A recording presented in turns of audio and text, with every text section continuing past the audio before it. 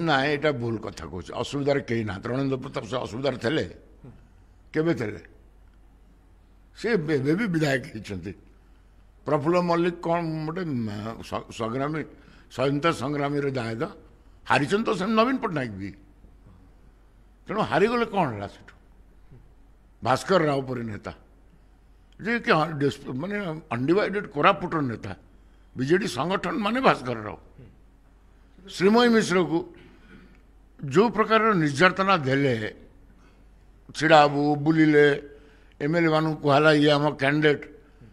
तेणु ताकू गोटे एमती अणदेखा कल दल में कौटी रखिल भी ना तेणु सी तार कौच जो मैंने कहते अंततः कम बुझंतु आम ग्रीवियंसटा केते जेन्युइन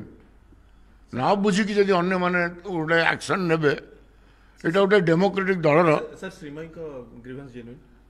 समस्त grievance genuine sir Prafulla Mallik जा कहितले ठीक कहितले मु तो जहाँ कहबार थरे कहली एते पचारना सर सर सर गोटे कथा जे प्रताप जेना सीए कहले जे प्रफुल्ल मल्लिक जने सुविधावादी नेता आपण केमती कहउछन्ती जे मु कहूँ प्रताप जेना इतिहास जानना कि जने स्वतंत्र संग्रामी दायद सी केन्दु लीफ्र आंदोलन बढ़ी सी अनेक सीनियर से कहीकि भूल कर अनुताप कर मु जानिबारे सी अनुताप कर देखो किए कहार पढ़ला मुझे कथा कहीपर से मोर कोलिग